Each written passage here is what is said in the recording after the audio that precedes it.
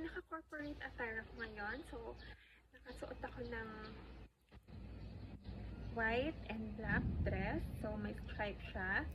At ito ang outfit ko ngayon for work. At itong vlog na ito ay one of my works. At I've been vlogging. So, okay naman. So far, so good. So, I've been vlogging for years. And painting, creativity, fashion, arts, at iba't iba pa. So, I've been doing this for matagal. Mga 5 years or 6 years. It's been so good. At pati yung mga modeling ko, pati mga iba ko pang work.